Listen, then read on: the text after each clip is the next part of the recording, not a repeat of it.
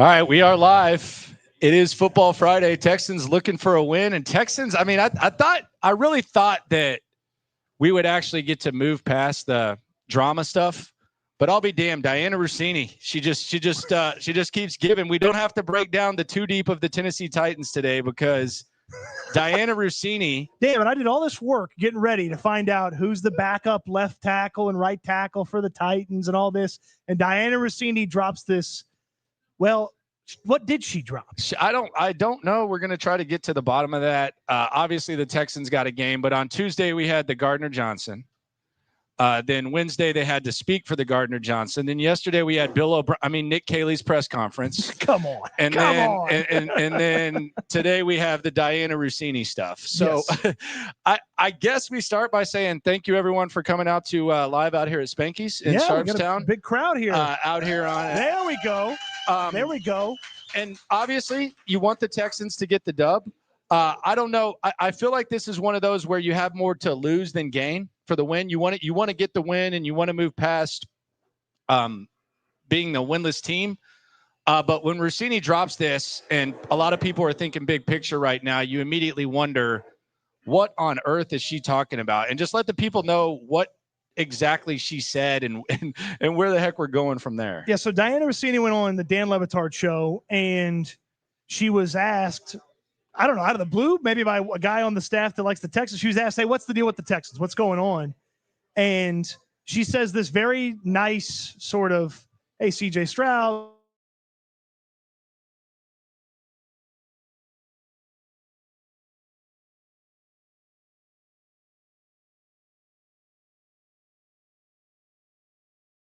She also was very, very complimentary of CJ Stroud.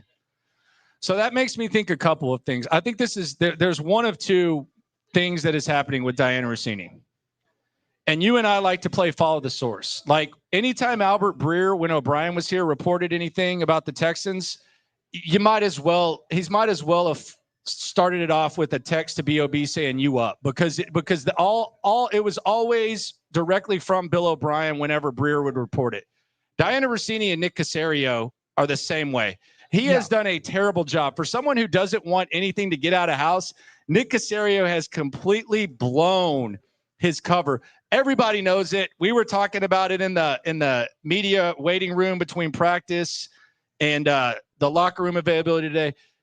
If it's Texans news, it's coming from Nick Caserio to Diana Russini. He's done a terrible job hiding that. Yeah, he's done a really bad job hiding that, and it's believable. But if it's coming from Nick Caserio, then how bad could it be? He's not going to spill the bad stuff. If you feel like, okay, Diana Russini, Nick Caserio, they exchange information. Caserio's not dropping a big negative thing in her lap, and it wouldn't be CJ Gardner-Johnson because you would have got that out earlier in the week and just let it pile on that CJ Gardner-Johnson was the issue, not you.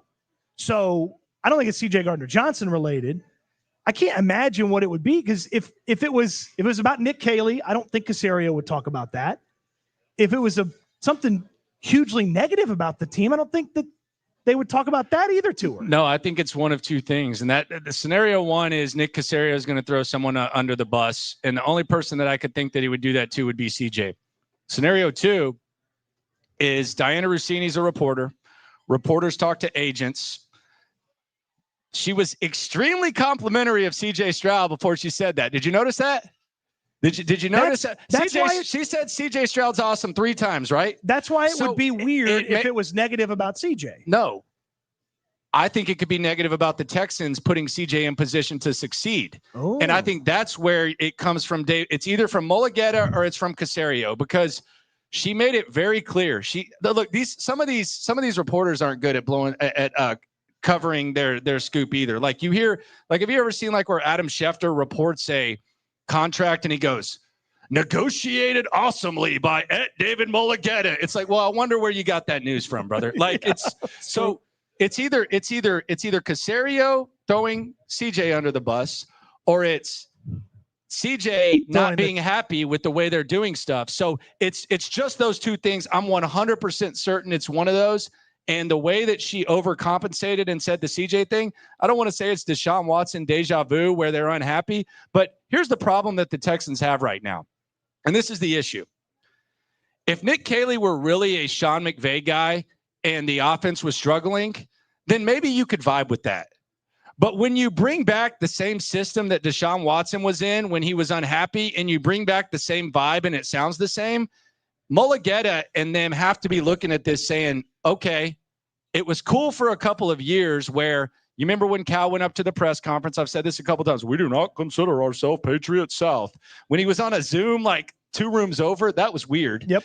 But now it's the same thing. Like you're doing the exact same thing and you're running the exact same system. So I don't know that the QB is going to be as forgiving of that. And quite frankly, I think CJ Stroud should play better. I think he's more talented to overcome these things. But I found myself this week after hearing Nick Caley and talking to Nick Caley, I found myself being a little bit more understanding of CJ Stroud. Like your team CJ versus team Caley? They're having him watch early 2000s Patriots film.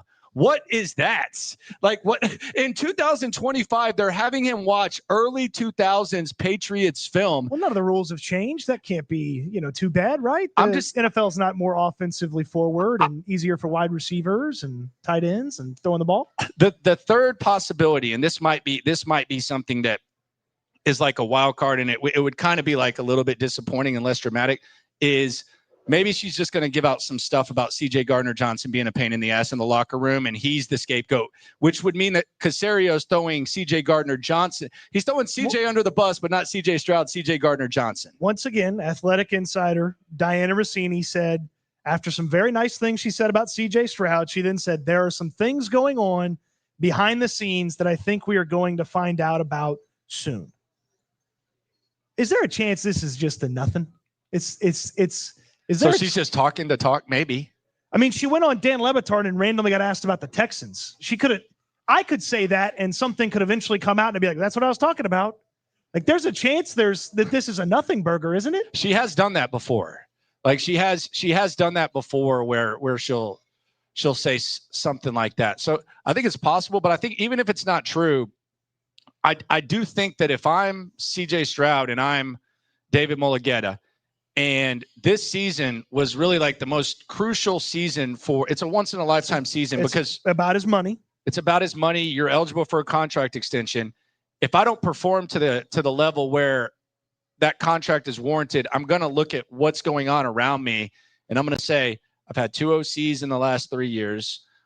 You have me running the Patriots offense, which has no success outside of Tom Brady. So I don't know what Russini's talking about, but that would be my 2 things. I think Garoppolo had a game or 2, And I'm sure Nick Caserio talks about that. I wouldn't be surprised they haven't watching Garoppolo film. I remember Jacoby Brissett, 2013 when Jimmy G, something like that.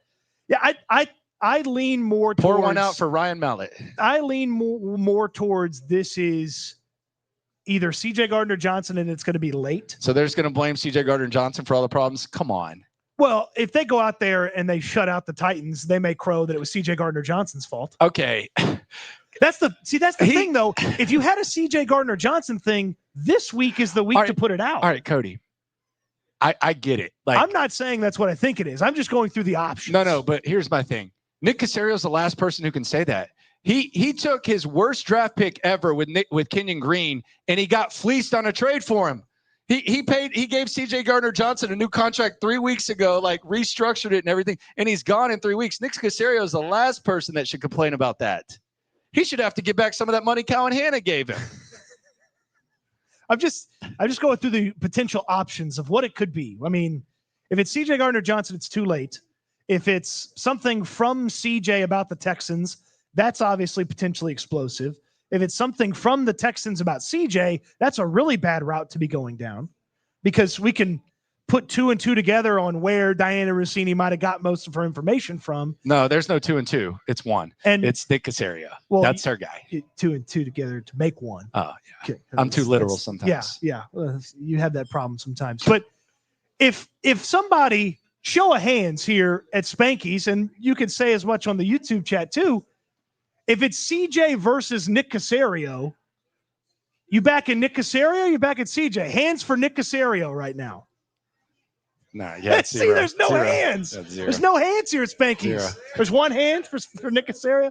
All right, you're back at CJ versus Nick Caserio. Yeah, see, you can't start a fight with the franchise quarterback if you're the GM. Yeah, I don't know that that's going to happen. I don't think that would be in his best interest. I was driving here today, and I thought about this, and this kind of pains me to say. I know Nick Caserio right now, and I know he's public enemy number one, Nick Caserio. Like, and I think that like he's two. Nick Caley's number one right now. But he's connected to Caserio. If your name is Nick and you work for the Texans, you might be public enemy number one. Yes, but there's probably some poor ticket guy like me. What I do? But Caserio is the guy. Like we can agree that Caserio is the guy that the people are the most out on, or Caley. But I feel they're connected. Correct. Okay, sure. Sure. I just can't believe I'm thinking this. I hope maybe you can talk me out of this. Sometimes I say stuff and you talk me out of it. Okay. Well, like a couple weeks ago, and I was like, the movie just started. Well, a little bit into the movie. The movie's not very good right now. I know he's a legend here. I think DeMeco's Patriots too. Like I know that it's separated, and I think DeMeco has a longer shelf life. But if you listen to the way DeMeco talks, the way he handles himself and all that, I think because he's not as much of a dud as Bill O'Brien, he doesn't lose his bleep as much as Bill O'Brien. DeMeco Ryans is Patriots. Just like if DeMeco Ryans had been a Patriot instead of a Texan, he would be in their Ring of Honor. Nick Caserio and Belichick would say he's the perfect guy. He likes to block out the outside noise. He's got the paranoia. Like, I know it's hard to believe, but and the only reason I'm bringing this up is because we like to separate Caserio from DeMeco. When they say that they actually vibe really well, I don't think they're lying. I think DeMeco fits in very well with the Patriot way. I really do. I'm sorry I feel that way. I don't want to feel that way, but that's just how I feel like DeMeco is with that. I mean, the team first, protect the team. I still feel like there was a couple of times that at least Belichick could give you something negative on a player at the podium. I don't remember that. Man, I feel like he did it a time or two. I mean, I'm sure he would, but DeMeco's also a good players coach. But I think he is. I don't think you can separate DeMeco from the Patriot way as much as you would like to, or as much as we've done. And I'm not separating myself from people who may do that. I've done it too, but it was just like I was just driving over. We were having some conversations, and I was like, I feel like they might actually be aligned philosophically and the way they think and all that. Like I actually don't know that DeMeco is too far off from Patriot stuff. I think there are some things that DeMeco likes that also Patriots people like, where it's like, we're not trashing players at the podium. We're not calling guys out in the media. We're going to keep as many secrets in the building as we possibly can. I think those are all things that DeMeco likes that are also Patriot things. He's also obsessed with his process, and that's really kind of started to annoy me with, like, they always talk about the process when the result isn't good. And I understand that in some philosophies, like in some ways of life, but like they talk about process a lot. And it's like, hey, Nick Caley, why are you confident in your process? Like, why? Like, I keep hearing about this like 3 weeks in a row. What's so good about it? What's his plan B? What do you mean? He doesn't have he has to be confident in that. He doesn't have anything else. Well, don't hang your hat on anything. Like, you have the worst offense in the league. Like, to sit there and say that my process was good is basically like excluding yourself from any blame. And the word of the day 2 weeks ago was intent. Like, who's questioning your intent? Like, we know you want to score. We know you want to have a good offense. Yeah. Who cares about your intent? What does that mean?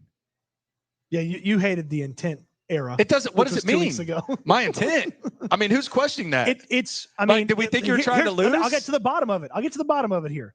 The intent in his play call was to gain yards. The process was sound. Like, isn't that ultimately them saying the players didn't get it done? Without saying the players didn't get it done? I mean, he did say that we put players in the best position and all that. So maybe. Like, that is that their roundabout? We're not going to trash players, but say, hey, the players didn't play well enough? Maybe. The problem is, though, you could say that. You can think that. That's not what it looks like to me when I watch the games. Like, they don't feel like they're a couple blocks away, a couple of nice runs away, a couple of completed passes away from just really having this thing take off. That's the biggest issue, is if it's the player's fault. No, they're, they didn't execute this or that. Yeah, they're not 3-4 plays away from having an offense that any of us would be okay with. They're 3-4 plays away from turning a couple losses into wins, but they're not. They fired an offensive coordinator last year, changed an offensive line, changed out a wide receiver room, some of it by necessity, some of it by choice. And that offense is way worse than what they finished with at the end of last year. That's not where they intended to go as a team. So you might be a play or here away from winning football games, but you're not going where you want to go as an offense. Yeah, and I always use the word ceiling. My dad made fun of me for that yesterday. It kind of hurt my feelings. But, yeah, I don't know where your ceiling is right now. And I think the key is going to be the defense. And I really do think they can get to 5-5. Like, I think if you look at the Tennessee bread of the schedule, and I think they can make it interesting and get into the playoffs. I'm not going to use Bill O'Brien as an example. Okay. That's probably good. That's good, ridiculous. Good is there anything worse than like, well, you go back to 2018 and the Texans, I don't want to live that. That's crazy that we're even like striving for that. But if you want to get in the playoffs as a wild card, like look at the Jets. The Jets, when they got in with Rex Ryan as a wild card twice, it's too far back for me. But they went to the AFC. Well, we're going back to 2000 and watching Patriots tape, Cody. Okay. So like, right, at least I'm getting a little more current than that. But like, if you look at like I call it the Tennessee bread because it's the start and finish of the Tennessee games. If you win those 2 games and you assume that you can beat the worst team in the league, that's 2 dubs. Okay. In between that, you have to go 3-2. That's possible. You're coming off the bye week against Seattle. You got Denver. You got San Francisco at home. By the way, biggest home stretch of the year too. 3 straight home games: San Fran, Denver, and Jacksonville. And then you got Baltimore. So that's what I look at right there. I'm not looking at this 11-5 or anything like that. If you can take care of business against Tennessee, and then you can go 3-2 in that gap. By the way, perfect timing for the bye week. Then maybe we can figure some stuff out. And the way that the ceiling is going to raise, if you're sitting here saying this offense is going to become elite, let's just look at this and say, can this offense be what Mark Sanchez's offense was for the Jets? I'm serious. And the defense can carry them when it matters most. That's your bread right there. So I'm trying to make some sense of it. I think it makes sense because the Tennessee games, if you win those, that's 2. And then you go 3-2 and you figure it out. That's it. I'm not going back to 2018 and what's wrong with this philosophy? You're not buying this? Well, it's just, are you listening to Texans radio? Like, they've only, your room for error. Like, I don't disagree with you. If you get to 5-5, that sprint down the back end of the season. Plus, there's more teams. Like all this talk about the Texans were the only team. There's more teams in the playoffs now. True. No team's done it since the new playoff format started, which I think is notable. If you do get to 5-5, that sprint after Tennessee, you can look through that and you could say, okay, that last month of the season, Buffalo at home, that you were really good against Buffalo at home last year. Like, I can certainly see it. It just, seeing them try to get to 5-5 right now after the start, it feels very difficult to see how they get there. Until you look at the 2 Tennessee wins, and then you look at now they still got to find 3 more in there. Well, it's between Seattle, Denver, and San Fran. You have to win 2 out of 3. Seattle, Denver, San Fran got to win 2 out of 3. And Denver is at home. Jacksonville. And then you got Jacksonville, yes, yeah. But you got to win 2 out of 3 there. Okay. Like between San Francisco and then Seattle. So it's not the craziest thing to think that they can kind of figure it out. The problem is the more realistic hope is the defense just becomes freaking awesome. Like the defense, and it's already really good. So you are buying the CJ Gardner-Johnson was the issue. I'm buying that. Like, if let's just go back. Like they like to point to plays, and right now CJ Gardner-Johnson's the easy target, and that's fine. He's not here and he stunk. He wasn't good. Mm-hmm. He wasn't good here.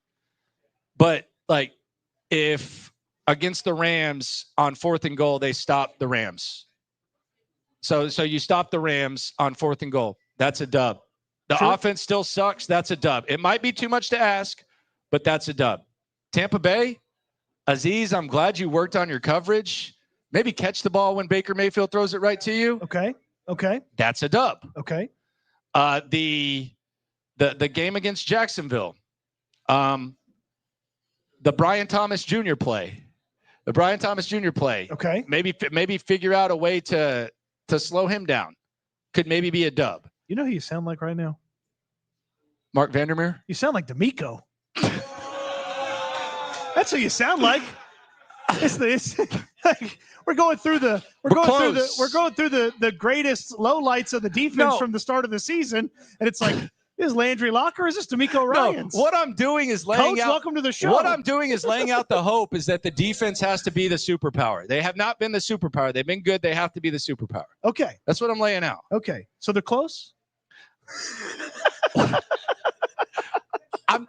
I'm defense. I'm trying to avoid the offense as much as possible if you haven't noticed. Sure. I'm trying to avoid the offense. I understand that. That's what I'm trying to do. All right. So the close on defense. You heard it here first from Landry DeMeco Ryans Locker. All right, let's talk about TDECU. Sure. Shout out to TDECU, new sponsor, Reaction Monday. Lay it out for the people, Cody. Look, TDECU, they want you to get the Texans debit card. You can learn more at tdcu.org/Texans. TDECU, it's called Your Credit Union because they work for you. Membership's required, insured by NCUA, but you're going to get 15% off your Texans gear. And if you've been wearing your favorite shirt, you've been doing a horrible job. You need a new favorite shirt. You need a new favorite jersey. You need a new favorite hat. How about getting 15% off with that TDECU Texans debit card? You can go into one of the 15 Houston area locations, greater Houston area locations, and sign up and become a member at TDECU. It's called Your Credit Union for a reason. You get all these great benefits that you don't get elsewhere with other places to put your money. You put your money with TDECU. They're going to make it work for you. They're going to take care of you with that Texans debit card as well. So many different perks and benefits to people who put their money with TDECU. Learn more at tdECU.org/Texans. I'm going to go get that discounted CJ Gardner-Johnson and get even extra 15% off. That's what I'm getting. That actually would be a nice jersey to have. Did they have any? 10 years from now, you're rocking a CJ Gardner-Johnson. You got something special going. That's one of those where they do the quick crowd shots and they're like, who's got the most obscure jersey on? It's like, oh, look, a 3-game CJ Gardner-Johnson jersey. So the win against the Titans, I put Cody on the spot. The win against the Titans. They're winning? If they win. Okay. All right. If they win, more to lose or gain. I think it's very obvious that they have more to lose than gain from a Titans win. Like a Titans win, you get no credit for this. Yeah. You're supposed to do good at this. Yeah. So but if you lose, then does anyone get fired or what? I think they just get more combative. By the way, you know something that I just realized today? What did you just realize today? Nick Caserio has to speak after the bye. Oh. Yeah, Nick Caserio has to speak after the bye. That's a rule. So after 2 weeks from So after the Ravens game. Yeah, after the Ravens game, he has to talk. It'll probably be the Tuesday or Wednesday after the Ravens game. Yeah. Lots of questions for Nick Caserio. Yep. So we'll get to hear from him. We'll get to ask him the questions, but I do think there's more to lose than gain. We don't have to break that down. The tough part about it is even if they went out there and they scored 45 points. No, if they score 45, that's something to I would still say no. Okay, if this offense scores 45 points, find the number. That is something to find the number to talk about. What number is no longer is an unimpressive number against the Titans? What like yardage? No, from points scored. If they score 21 points, is that enough? I mean, are you impressed by 21? I'm not. No, that's normal. Okay, 28. Well, the line is 22.5. That's their team total? Yeah, Texans team total is 22.5 if you want to just use Vegas as a resource. Okay. So 30 would be like, okay, cool. 45, if this offense scores 45, that's something. If they score 35 against the Titans, you still impressed? It gets my attention a little bit. Okay. It gets my attention a little bit. So we're somewhere between 35 now, to 40 defense is going to help them if they score that. There's going to be turnovers and everything like that. Offensive points. Oh, they're not scoring. They're not scoring just 42 on offense. The defense is going to help a little bit. Okay, so what's the number you have to get to as the offense to get credit? They scored 28. Cool, I'll take it. Okay, 28 points from the offense. Give me 28 points. I'll take it. That's where you're like, all right, the offense did a good job that day. That day, yes. Do I feel great about it against Baltimore? No, but yes, if they scored 28, I think you need to give them some credit. 28 against the Titans, you can score at least 7 against Baltimore. Baltimore's not in great shape right now. Yeah, Baltimore's also the type of team that could get right this week and kick your head in next week. By the way, I want to mention this because I noticed this yesterday, and I don't know if this is an indictment on the coaching staff, but I just think it's kind of weird. When I asked Matt Burke about Will Anderson having 10 pressures and 1 sack in week 2, he acted like I was the biggest jerk in the world, and like I was just like I would take 17 sacks from Will Anderson. Pressures, blah blah blah, like yada yada yada. And then Will Anderson gets asked about it yesterday, and he says, "Yeah, I got to get more sacks. 10. If you're that close to the quarterback, you got to get more sacks." Why does Will Anderson expect more from himself than his defensive coordinator? Hey, because I'm serious, because that's the only reason I'm asking. Because it's the standard that Will Anderson set. Why is it that when I asked Matt Burke, okay, 10 pressures in 1 game is insane. It's insane. Matt Burke says, well, I would take that anytime. Well, 17 sacks. Why does Will Anderson expect more from himself than Matt Burke? And I know you like Matt Burke, so you're about to defend him. Go ahead. He did say after he was a little confrontational with you, he did say, yeah, we'd love to get home more. Why was that so hard for him to do, though? Because he thought you misquoted the stats. I'm not saying Derek Barnett needs to get that. I'm talking about Will Anderson. Like, he agreed with you ultimately. No, he did not. Yes, he did. That was a pat on the head. That was not an agreement. Well, I didn't know what you were looking for. He thought you were looking for a pat on the head. All right, we're going to have Cody go in depth. He's going in the trenches on this matchup. First, let's go to the soup. Shout out to team player. He just simply had to say, yo. Colton says, hopefully this will get you both a beer. So much love from Cal. By the way, if you're here to see this, order the beer, put it on my tab. It's on me. Your first beer is on us. Yeah, if you haven't got your first beer on us, please go ahead and order it. Please do it. Thank you, Colton. Kyle says, if they lose to the Titans, I will literally die. No, you will not literally die. I mean, that's a Kim Kardashian literally, where she says literally after everything that's not literal. You won't die. You'll be alive. You'll be. So we got some people in the crowd saying, yeah, they'd feel the same way. Oh, they'll all die. Okay. So basically the Texans are murderers if they lose to the Titans. Well, they certainly get rid of the last little bit of hope any of us had. Zach Rose, they're close. If you haven't heard, well, I might have believed. Yeah, that. Whatever you say, DeMeco. Sorry, couldn't make it, gents. Promise I'll make the next one. This is Zach. Thanks for holding the coaches accountable. Can we please get a JPG or Evan Neal? Surely one of those guys are better than Tomlinson. Cheers. I talked to Juice Scruggs today. I thought it was interesting. So, by the way, quickly, JPJ is, I guess, Jackson's Power Johnson's from the Raiders. And yes. Then Evan Neal's the Giants tackle who stinks. He stinks. You don't want Evan Neal on this team. Yeah, he was supposed to be the next big thing. Yeah. But I talked to Juice Scruggs today, and I threw my theory at him that you got better when the pads came on. You weren't getting any reps, and then suddenly you got reps. And I asked him about it.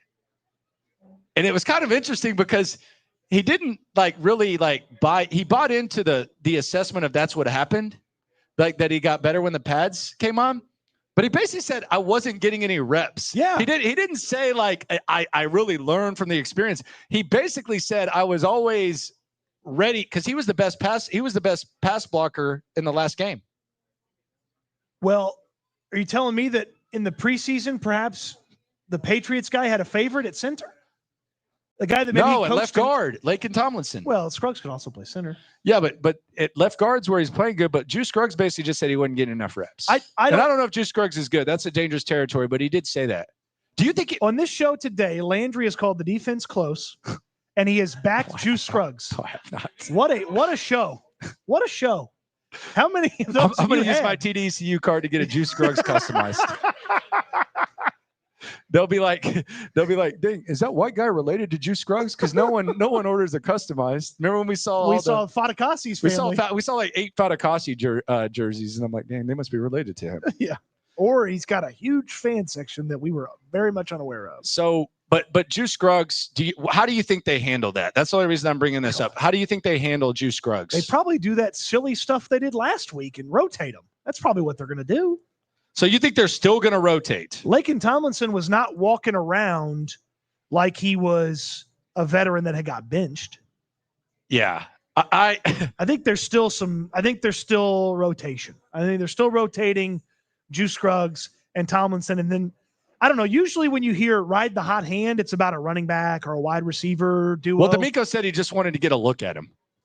Well, he won't say he that. got a look. He won't say Laken Tomlinson was playing bad. He said he just wanted to get a look at Juice Scruggs. Yeah, well, he got a look, and it looked a lot better than Laken Tomlinson. So what would you do? I would start Juice Scruggs. That's what I would do. The whole time, no matter what. I would start Juice Scruggs. Go sink or swim, big boy. So you're going to have Laken Tomlinson and Cam Robinson as backups right now. I didn't want them in the first place. I didn't want those guys. I wanted different offensive linemen. I didn't want those guys. What do you think they would have done if Titus had been sick longer? Because it looks like Titus is coming back. What do you think they would have done had Titus been sick longer? Honest to God, I think they would have promoted Trent Brown from the practice squad and played him at right tackle. He's not ready. How is he not ready? By the way, I heard that Trent Brown. Did you see what the social media team did to him? What? This was so rude. They went around and asked a bunch of the players on the team, who do you not want to sit next to on the plane? And everybody said Trent Brown. Duh. I mean, just because he's 6'8", 400 pounds doesn't mean that he wouldn't be a good plane buddy. Dude. They said that he didn't fit in the MRI machine a few years back when they worked him out. He's a big guy. No, he's huge. He's a big guy. He's better than Blake Fisher right now. Yeah, absolutely. Right now. I feel strongly about that, yes. Yeah. Which goes to show you, there's nothing wrong with the offensive line drafting process, Landry. If Trent Brown off the street's better than Blake Fisher in his second year. Maxwell says, if it's looking like the Jags game, I'm leaving early to beat traffic. Also, what new menu item at the stadium do you vouch for? I don't really like to overthink it at the stadium. Just give me the normal nachos and the hot dog. Give me the normal nacho supreme and hot dog. I like the. Here comes the craft pita plug. Go ahead, get it in, and then shout out Raffy. Go ahead. I know you. Go ahead. I like the walking taco. Okay, go ahead. We're getting there. And the fluffy taco. Excuse me. We're getting there. And then they've got funnel cake fries that they load up with like spicy Asian chicken and queso. They're very good. Okay. So I recommend those two. That's it. And then a stadium exclusive, you get the Mediterranean nachos from Kraft Pita. Yeah. Shout out to our guy, Rafi. Yeah, you do. It's a good place. By the way, the chicken Caesar wrap there is a permanent item. I think I credit you for that. I mean, I was hoping for it. HDAV says, afternoon, Landry, Cody, and friends. Hope everyone is having a great time at Spanky's. I'm there with you in spirit. Thank you. All right, can I do the Mick Foley Go ahead, thing? Mick Foley. Is everybody having a great time at Spanky's? Cheap pop. Christian says, this Patriot South curse was brought upon the team because of the infamous Patriots game of 2012 with the Letterman jackets. Do you think the Letterman jackets were fly? Like if you just look at them, do you think they were kind of cool? If they win, like they lost to the Patriots. There could be worse things. Like we talk about that. They've never been to an AFC championship game. They lost to the Patriots. Okay. A lot of people lost to the Patriots for 20 years. I feel like the Letterman jackets were fly. If they beat the Patriots that night, they wear those suckers the rest of the year. But they probably sell them in the team shop. But like they blame Letterman jackets for losing to the Patriots. It's like, y'all are probably gonna lose to the Patriots anyways. Well, yeah. It took a long time to beat them. Yeah. I asked Wade Smith because he still has his, and I was like, "Can I rock it?" And he like acted like so offended. I was like, "Just try to rock it." It was a brotherhood thing. You weren't a part of that offensive line brotherhood. Jacket, bro. Yeah. If Nick gets fired mid-season, CJ87 says, "Who is the substitute OC for the rest?" All right, when he said Nick, who's the substitute OC? Nick Caley is. I'm sure what he's asking for. That's the $1 million question here. Is you got to go Gerard, right? Because you're going to interview him anyways. If it gets bad enough, will they fire Nick Caley in season? Where does it get to the point where they would fire Nick Caley? I was talking with our guy Julian before the show. How bad does it have to get for you to fire him in season, or for sure move on from it? I don't know. If it's the perfect time of year if they are 0-5 and the bye week hits. The world though, and I know a lot of people who work jobs like they know this. The world is full of self-preservation, especially at the highest level. And if Nick Caserio clearly is the guy that wanted Nick Caley after he kind of compromised with Bobby Slowick and let DeMeco do his thing does he want to admit like mid-season that it's not working? Well, wouldn't be the first time he's watched one of his friends walk out that building.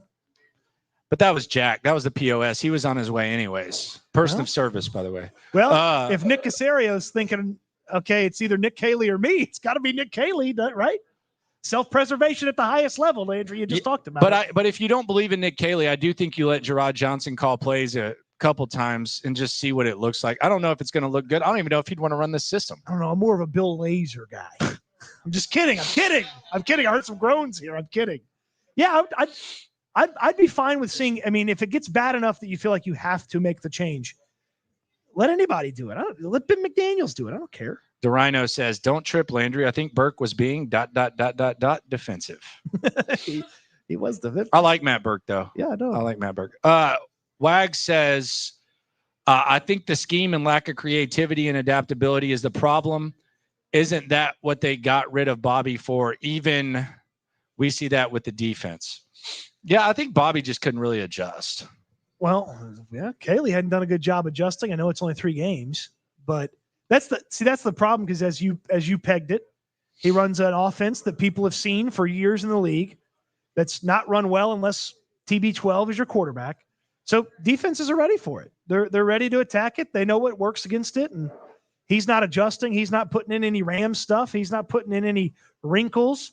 I did find it kind of funny when Jonathan Alexander asked Nick Caley this week.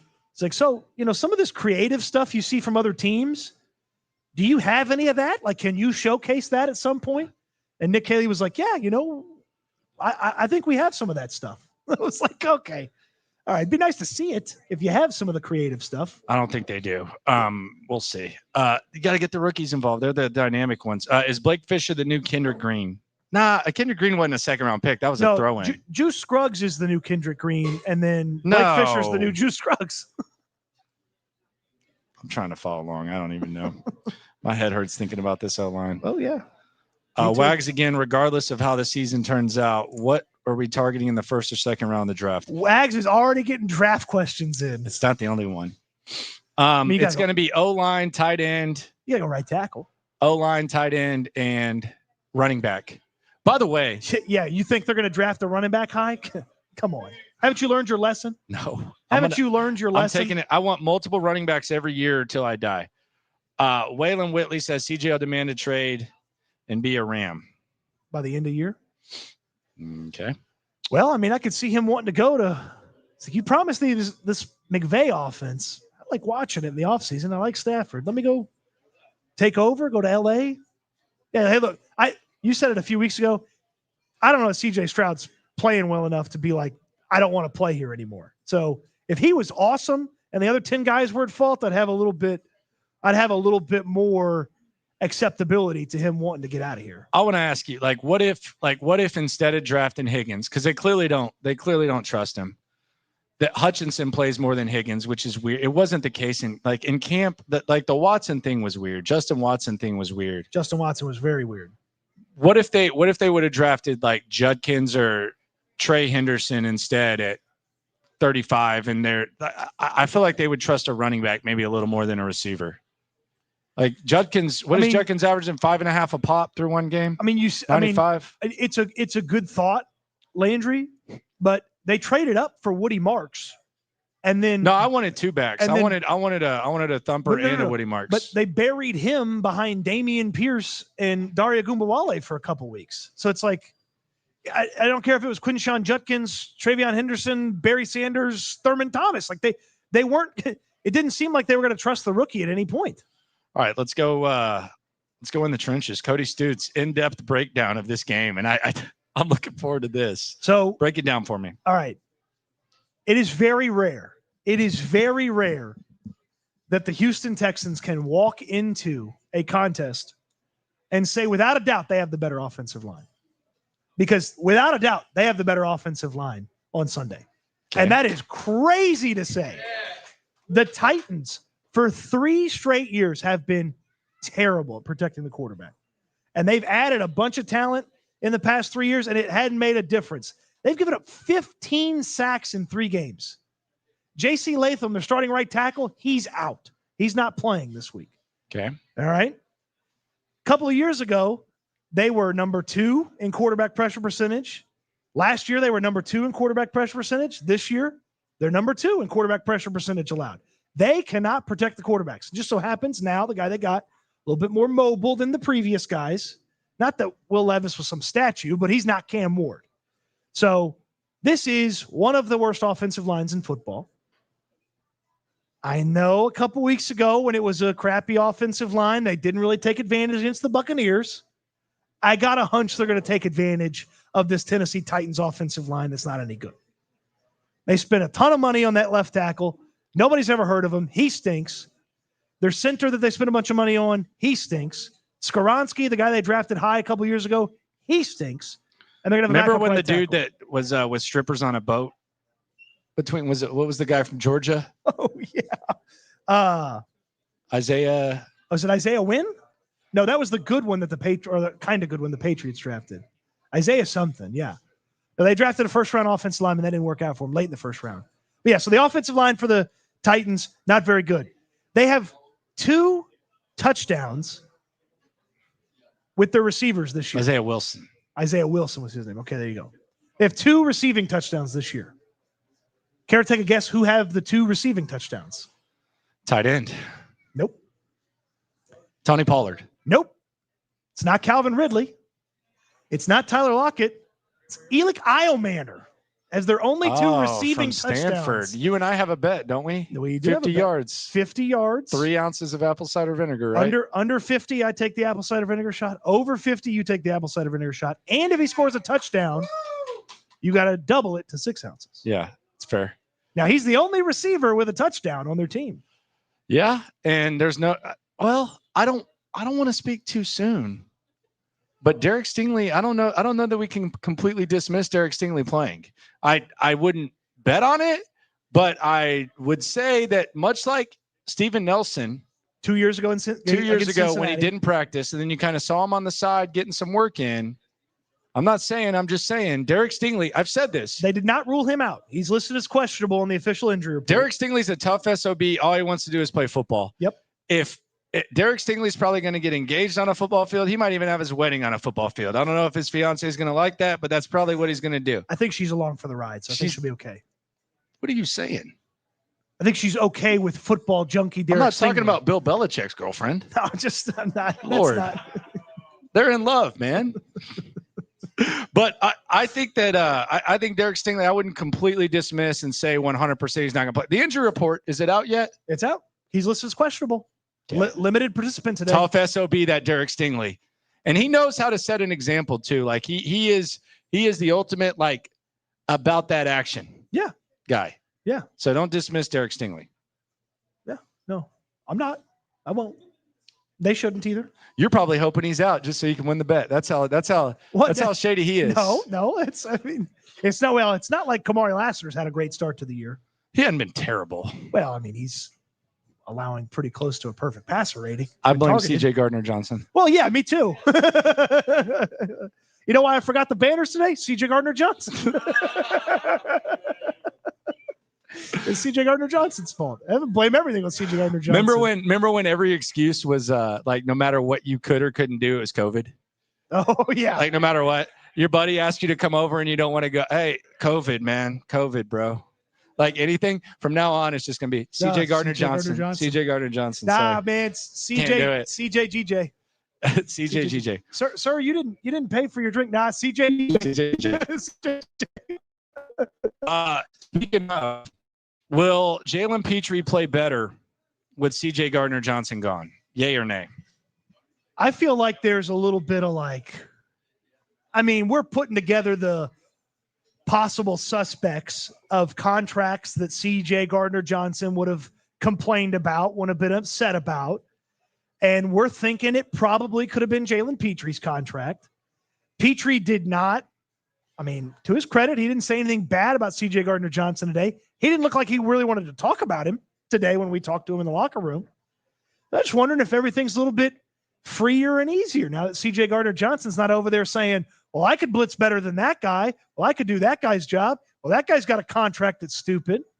No chance. I think we see the same Petrie. I think that I think that teams are going to seek him out as much as they did before. I would say no. I'm fine with him as a football player. I just think Jalen Petrie nearly saves the game last week. That was a good job. And you can't just see a world where he plays a little bit better. No, I think that was a good performance. But I mean, maybe I'm evaluating him based on being one of the highest paid nickels in the league. And then there's that someone directed me to the audio, the mic'd up, where he said us linebackers. So now he considers himself a linebacker. Well, $10 million for a linebacker. By the way, pretty good deal. Linebacker that can cover. Can Christian Harris get some run, DeMeco? Like I get, like, Henry To'oTo'o's not tackling well. He's obviously wants the smoke. He's ready to fight everybody. Like Christian Harris, I almost feel like he's got like this pent up energy. He's like a guy who just got out of prison and wants to, like, and like I don't know. Can you explain? No. Okay. You can use your magic, but like he wants to fight the whole time. He clearly wants to play. Like, can we give him like 30% of the snaps, 40% of the snaps? I'm not opposed to it. Like, I'm not opposed to it at all. He's a playmaker, man. Like, find a way. You do whatever you can to get Petrie in the right situation. Let's give Christian Harris like a lower level version of that. Can I mix in a little EJ Speed too? Can I get a little EJ Speed in there? I just want Christian Harris, man. Okay, so just Christian Harris. No EJ Speed. No, just Christian Harris. Well, I mean, you're trying to get your penny stock to pay off here on Christian Harris. That's what you're trying to do. No, I want to see the bigger football Harris. player. This is Landry tweeting about, hey, crypto's going to go up. Christian Harris, we got to get him out there. No, I just want to see. He's the solution. I just want to see a high level football player out there making plays on. Can he maybe not get a personal foul when he gets on the field? I don't care. I need that. Okay, like you need some element of nasty. Give me Christian Harris for sure. Like I need to see a little bit more of that. Okay, no, I understand that. On the soup, 21 Savage says he couldn't make it today. Have a Modelo for me. So he's a Modelo guy. Okay, all right. He's a Modelo, and he does kind of resemble a Modelo guy. I'm just gonna say. Well, what does that mean? No, I'm just saying, like, it just his vibe. If you told me to guess the beer that he's drinking, I would guess Modelo. Okay, what is I don't. I'm just guessing beers. You can guess beers based off of how people look. 21 Savage is my boy. And he spells it Juan 21 Savage. Yeah, he spells it 21. And you're Savage. guessing Modelo for him? Yeah. Okay, all right. I just want to be clear about Modelo. What you've put together. So if they let Gerard call a couple of plays instead of Caley, do you think DeMeco would say at the podium he just wanted to get a look at him? Yeah. What if they just let Gerard and Caley rotate series? And then I actually support this. Have a CJ Stroud offensive coordinator dating show. Why don't they do that? CJ gets to experience both as play callers, and at the end of the game, he's got to go, instead of handing a rose to him, he just hands the headset to him. He's like, I choose you, Gerard Johnson, or I choose you, Nick Caley. That would actually be revolutionary. They rotate players. Why don't they rotate like OCs? It's not the worst idea I've ever heard. Danny says early MVP vote. I got Herbert. Do you have is Herbert your MVP? Early MVP vote. Herbert. I mean, he'd be up there. He'd be up there. It's tough to not go quarterback. Could Josh Allen get it again? Yeah, why not?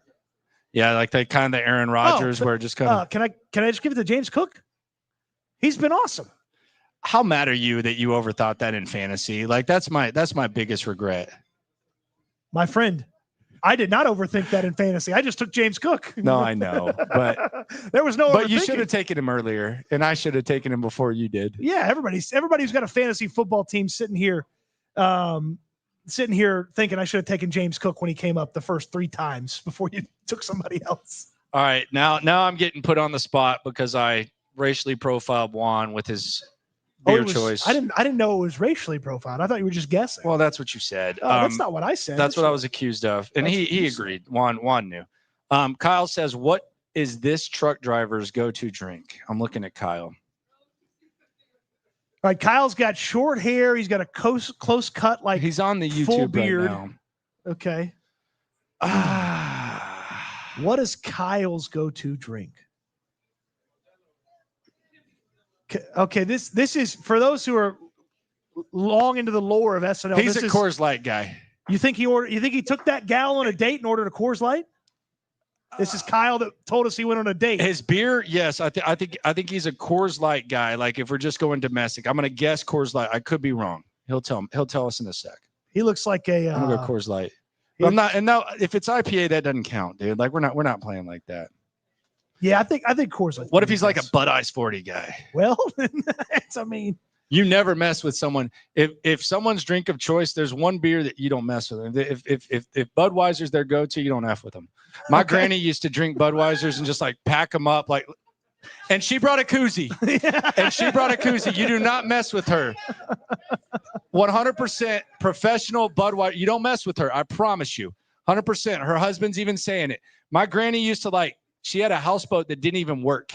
And she had like 4 fishing lines out and she would just drink Budweisers like crazy. She beat my one day because I made fun of my sister because she had to jump in the pool naked when she was like 2 because she didn't have a swimsuit.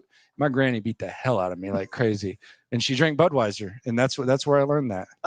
Kyle, in a little bit of an upset here, Guinness and a tequila sunrise. I mean, come on. That's Guinness. Like who would Guinness? Guinness and a tequila sunrise. Guinness is the go-to. You ain't drinking many of those, man. Okay. I do like a little tequila sunrise. You get a little Saturday morning college football started. A little, a little bit of. Wax says, what's your go-to drink besides ACV? I'm Miller Lite all day. Miller Lite.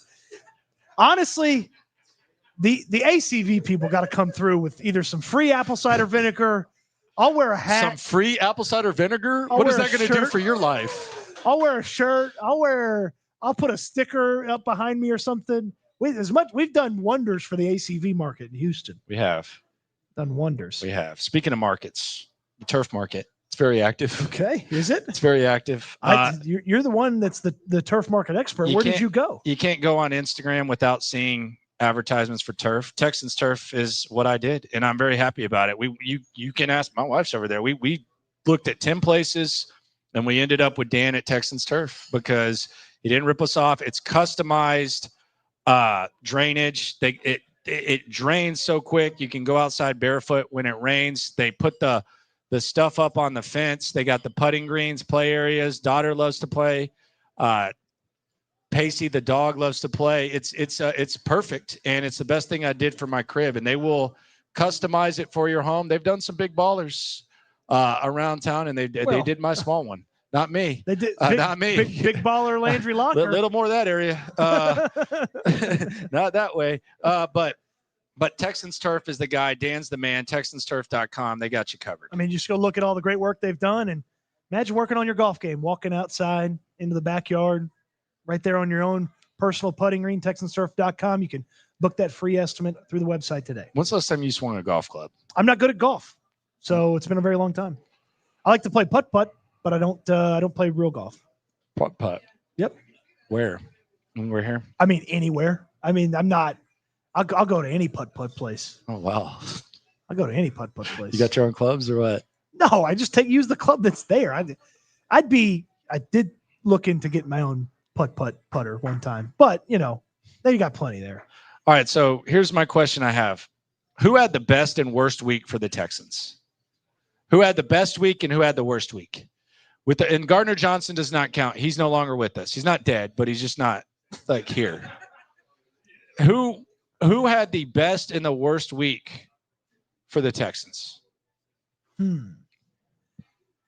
mean, Nick Caley had one of the worst weeks. Did not do a good job. No, him and Caserio combined is easily the worst. Okay. I would agree with that. Trying to think if anybody else had a bad week too. I mean, I haven't loved the week from Ariante Ursery. I feel like he's still going to be okay. Well, do you?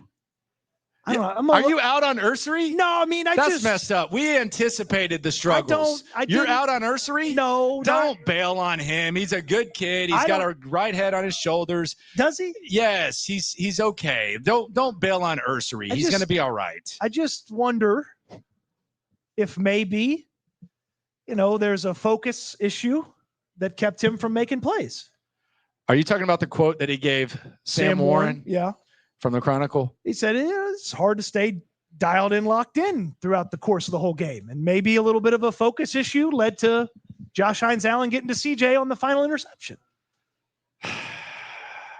So I mean, you don't hear that from Tate Ratledge in Detroit. Oh, that's where this is going. That's where this is going. He wanted Tate Ratledge. They needed some Taterade, and they went with Taysani instead.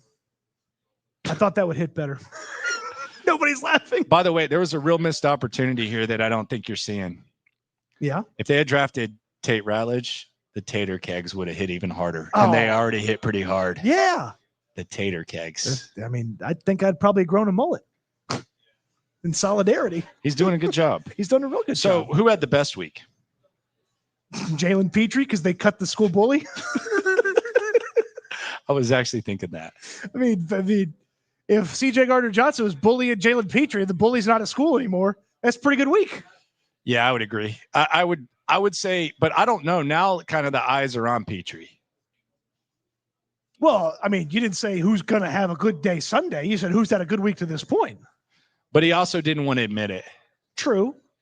You don't ever want to be the reason None of these guys want to admit that they're glad that CJ Gardner-Johnson's gone. And did you catch Bullock when we talked to him? What he said? Well, I didn't catch it. What did you So catch? I asked him, I was like, well, there was rumblings about him being a bad teammate or whatever. And he's like, well, he wasn't a bad teammate to me. And then he didn't bully me. And then Petrie used the word today. He was like, necessarily. He was like, it wasn't like a big issue necessarily. Necessarily a big issue. You know? Yeah, I don't know, man. The Petrie thing is I don't think it's gonna age well. Like I didn't see why they didn't just let that play out. And that's the problem is I think he's a good football player. I think can be used, but now, especially once you have to pay Will and CJ, it's a weird way to use money. And wait, so we're back on pay CJ. I'm just saying, like, okay, you're gonna have to figure something out. But sure.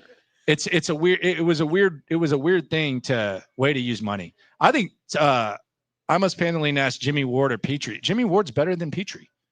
Jimmy Ward's better than Petrie at nickel. He gets hurt all the time, but he's better. Yeah, but now you need Jimmy for safety.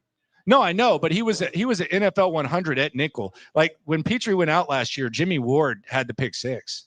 Like if you could play Madden and turn injuries off, Jimmy Ward's elite. Yeah, Jimmy Ward. He can do everything for you. He's a really good football player. By the way, his spirit's pretty high, and it was high before the case got dismissed. No, before the case got dismissed, his spirit was pretty high. If somebody said I did something and I didn't do it, and the court agreed with me, I'd be pretty excited too. Yeah, Jimmy Ward is a really, really, really good football player who's been through a lot. And I'm talking about like in football, like he's played a lot of positions. It feels like he's been through a lot off the field too. This is true.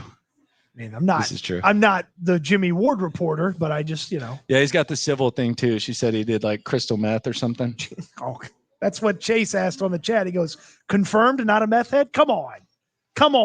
I just don't see how that happens. You could say anything you want. I don't like to jump on the civil stuff. Like we had to cover the Deshaun stuff responsibly. I just like if you told like Jimmy Ward doing crystal meth would like if you put a gun to my head and said did he do? I don't believe that. Like maybe Adderall. Maybe Adderall. I'm with you. Yeah, like maybe Adderall. Right. Yeah, but like crystal meth, I don't know about that. No. I'd say no. I'd say no. No. But Cody is our crystal meth expert. So if you ever have any questions about it or you need a hookup, that's just because I've watched a lot of documentaries. Nah, he's got you covered. I don't know where to get it or how to use it. I try to avoid him on that. Yeah, I try to avoid him on that. Landry's like, no, you do it this way. I was like, I don't want to know. All right. So this is a question I wanted to ask too. Where does the CJGJ trade rank among bad trades? When you look at Nick Caserio trades, so he took his worst draft pick and then he paid a lot of money for someone and he got 3 weeks out of him. And apparently he was just a bad guy during a crucial year. So if you look at like the worst trades, where does this rank? Like only Nick Caserio could take my worst draft pick who nobody wants, who you're probably just going to cut and make it into a lot of money for a guy that you get 3 games from who, according to the organization, because DJ Bieneme didn't just dig that up. He cost you games. Yeah. He cost you games. He cost you money, and you traded your worst draft pick ever for him. Think about that. Is it a worse trade than the Stephon Diggs trade. Diggs gets hurt. You gave him, that money, still paying him a little bit. The Diggs thing was interesting because you basically traded back. You needed a receiver. I don't hate swinging for the fences with Diggs. Like, I don't hate it. I didn't love the way they operated the money. Well, I think it's weird. I also think it's kind of dramatic to where if they tried to get Keenan Allen before that, and the whole stopping point, because Alpha Aaron said that they didn't want Keenan Allen because they didn't want to give up a third-round pick the next year. Right. If that's what stopped you to do that, and then you went that extreme with Stephon Diggs, then that's a little bit crazy. But as far as trading for Stephon Diggs, I get it, kind of. Okay. I mean, he got hurt. They were playing pretty well before he got hurt. Yeah, I mean, he was the most consistent wide receiver they had last year. After Nico got hurt, he was the most consistent guy they had. Plus, it was extra comp because you already traded with Minnesota before that. So I think that Gardner Johnson's way worse. I think you might be able to make a case that the Gardner Johnson was worse than Hopkins. I mean, no, because they traded because Minnesota traded Diggs later that offseason. No, I know, and they got way more. No, they got way more. The compensation was bad, but like as far as getting rid of receivers before you have to pay them a lot, I can understand that line of thinking. Now, taking on David Johnson's contract to make it was an asinine trade. But like if you look at what they got and what they gave up and what they were thinking, I guess Kenyon Green and David Johnson are kind of similar. So yeah, it's not as bad as Hopkins. I'll give you that. But the line of thinking of like giving up on a receiver minus the comp is what it is. It ended up being a pretty bad trade for what you thought was just like, oh, hey, this is kind of a steal here. You get rid of Kenyon Green and end up with a starting safety. And, well, 3 weeks in, you get a new starting safety. It's crazy. Anybody getting a 15% off MJ Stewart jersey with their TDECU Texans card? Anybody? I like MJ Stewart, man. I do. I like him as well. He's a good guy. It's going to be it'll be pretty hilarious. I gave Petrie a chance today to say it. Like, MJ's played in this defense a lot. He knows what to do. How valuable is that? Like, CJ Gardner-Johnson's busting a bunch of coverages. MJ Stewart knows exactly what to do. It should be better. Should be better. You ready for this? I'm ready for this. I'm going to drop this.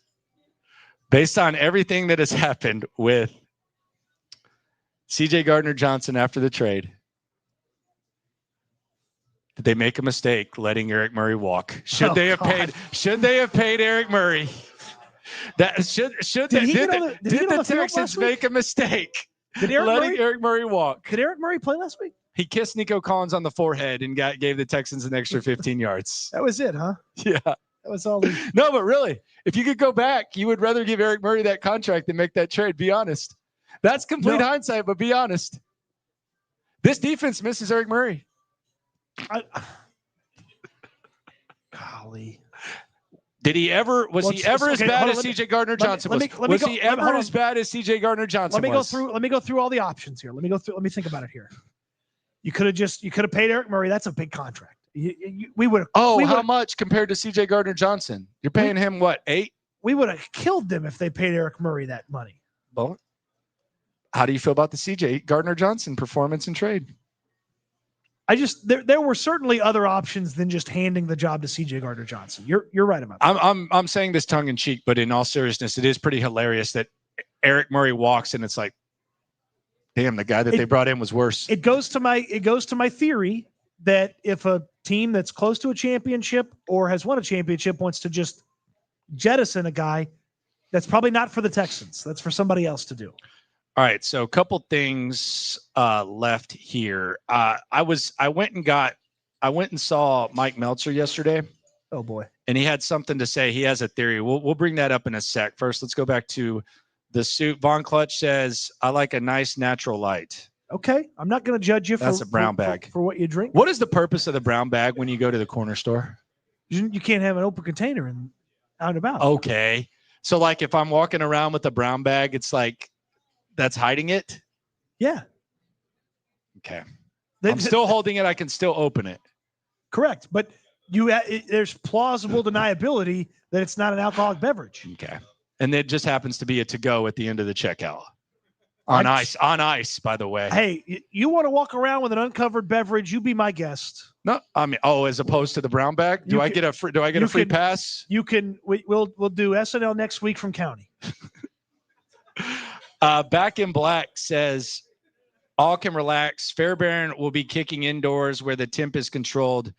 We are golden. Final score 12-9. Texans win. Take it. Take it. I'll be throwing up. That's the case. Terrible. Wax says, who's better, Andrews or Patterson? I'm going to say Jake Andrews. Is that your final answer? That's my answer for right now. Ask me next week. Hayden Court says, if we upgraded the O-line, would Bobby have stayed?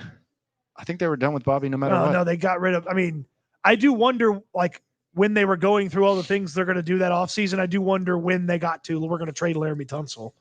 Like, it had to be shortly after getting rid of Bobby, right? Thomas Monahan says, any chances DeMeco could finish reading it? This is your favorite thing that people talk about. Finish reading it, Landry. Finish reading it.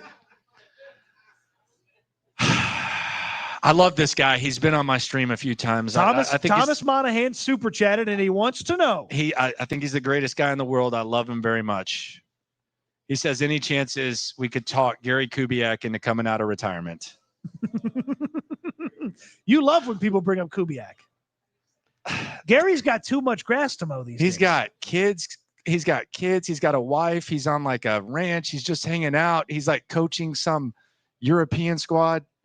Let's let Gary do that. Team player says, typical Landry, Eric Murray rage bait. No, I was just asking a question. I feel like a lot of people might miss Eric Murray now.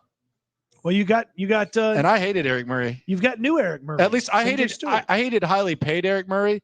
But then as he got like normal contracts, I realized that Eric Murray was an okay football player. Yeah. And then the Jags paid him, and I was like, dang, did I undervalue him even more? I guess so. I mean, if Eric Murray had been the safety for these past 3 games, are they 1-2? At least. Okay. At least. That's fair. What would it take to change the vibe with this team? A win is not good enough. 33, Higgins, Knoll, and/or Marks produced. No sacks, 125 plus rushing yards, and CJ looks good. Anything less, no change. SG3 is wanting it to be Madden on rookie mode when you just beat up on the computer. That's I don't what know. He wants. I would love to see Higgins and Knoll get more ops. I just don't know that that's going to happen. So yesterday I went over to Meltzer's house and I asked him what he thought about the Texans, and this is what he said. They need to run more. They need to run more. Mike Meltzer thinks that the Texans need to run the ball more. My question, do the Texans need to run the ball more? No, they need to throw the ball short more. But I mean, when you have his point was when you have a 1-possession game and the quarterback throws 38 times and the quarterback's not throwing it well, you maybe need to run the ball more. Yeah, but they were getting they had stretches where they're getting 1 yard a carry. That's just what he says. He says they need to run the ball more. I think Mike needs to watch more Texans games. Okay. I think Mike needs to watch more Texans games. Jakob Johnson, he's on IR. Does that impact anything? I think he played like 1/4 of the snaps the other day. Well, it's interesting because they put him on IR and then they did not announce a corresponding roster move. I mean, they're not going to try to like use Harrison Bryant lead blocking, right? Well, I don't know. Can you put anything past Nick Caley at this point? Don't know. Yeah. I don't know what they're going to use the roster spot for. So somebody's getting, this is the return. Everybody get ready. You really want to get a jersey that's never going to go bad? Go get you a D'Angelo Ross jersey. They cannot quit him. He might get there. He downed that punt inside the one. I thought he was getting a lifetime contract. He might get Jakob's job. He might be the fullback. No, not the fullback, but just he might get Jakob's roster spot. Dude, they love him so much. They cannot quit D'Angelo Ross. That's my prediction. My prediction is D'Angelo Ross gets a roster Miles spot. Bryant gets elevated, right? They would elevate Miles Bryant, and you're saying he gets a permanent roster spot? I'm saying they did not announce a move after they put Jakob on. How many special teams guys do they need? Well, all of them. What was Jakob doing on offense? Nothing. Can I see something from the guy they got from Cleveland, the Bates guy? Can they get him on the field? Probably not. Okay. All right. That's fair. All right. Do you want to book your bet? Texans -7. I'm not asking for a win-loss. I'm putting the imaginary gun to your head. Texans -7. Cover or not? Cover. It's the 5 is gone. The Cover. 0.5 is gone. Cover. Okay. They're covering. They're covering. God. I'll say yes too. I'll say they cover. Because Defense. That's all I got to say to myself whenever I talk about the Texans doing good. Defense. They're not gonna let up if the defense is having a good day. If the offense clicks, they got to keep getting good offense on the field. Got to experience what it feels like. They're not stopping. If stuff's going right for the Texans, they're not quitting. They're not taking their foot off the gas. Okay. They're going to pour it on. All right. So book the bet. There you go. Yeah. I'll take the same. Yeah. All right. Appreciate you, man. Is that it? That's the last thing you got for me? That's all I got. Unless you got anything else. Do you want to break down anything else? I didn't talk much about their linebackers. Or you want to get in the linebackers? You got them laid out? Nah. You don't want to go in the trenches with them? Who do you think the Titans' next coach is going to be? Oh, this is actually good. So actually, because I think if the Texans win this week, if it's bad, I think Amy Adams would fire this guy. Will the Texans get someone fired Monday morning? It's possible because they acted like they won the Super Bowl last year when they won. Amy Adams Stink really cares about this stuff. So I would. Who do you think they should hire or would hire? I mean, you've brought this up. If Kevin Stefanski ended up if there, Cleveland fires Stefanski and the Titans do, that's a nightmare for the Texans. He's a good coach. He's a very good coach. He's a good coach. I do feel like they're going to go with a coach that has had previous experience, though. So they won't do the McCown thing? No, I don't believe they'd go Josh McCown. What if they go Belichick? I could see her doing that. I could see her at least checking to see what it costs. Man. She's going to want splash. Vrabel was good for them. She's like, oh, well, I'll get the guy that Vrabel played for. Man, firing Vrabel was crazy. And if you're Belichick, when's the last time you thought about North Carolina football since they lost to TCU? You haven't.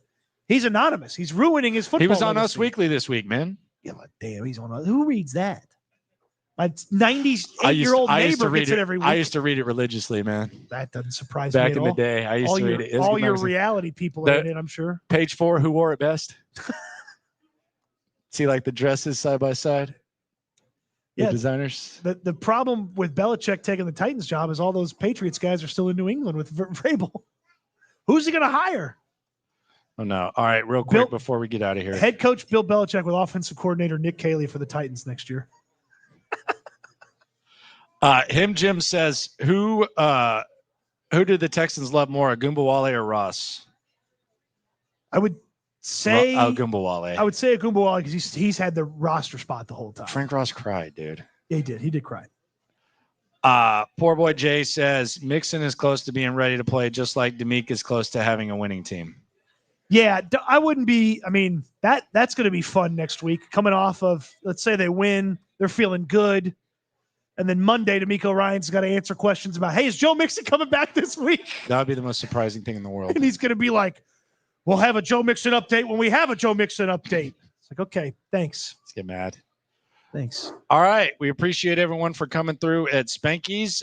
We are going to on to the Titans now. On to the Titans. 2 sleeps till the Titans. Diana Russini. Who the hell knows what she's talking about? Who knows? She definitely broke Texans Twitter. Only her and Nick Caserio know. Subscribe, like, ride along. Always remember, when it comes to this Texan stuff, we're all in it together. Eat good, sleep good, be good. We'll talk Texans again soon. Thanks for watching, everybody. And thanks for coming out to Spanky's, everybody. I'm about to eat like a mofo. Oh, me too. Me too.